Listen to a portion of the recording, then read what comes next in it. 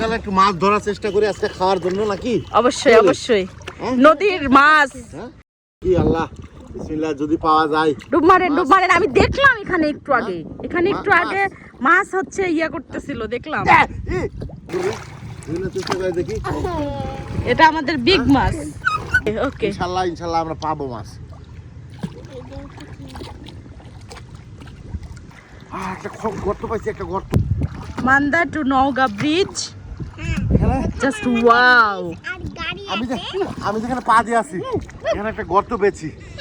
গর্তের মধ্যে আমি ইনশাল্লাহ মাছ পাবো বলে আশা করা যাচ্ছে। গর্ত পেয়েছি, একটা গর্ত, বিগ গর্ত, মাছের গর্ত।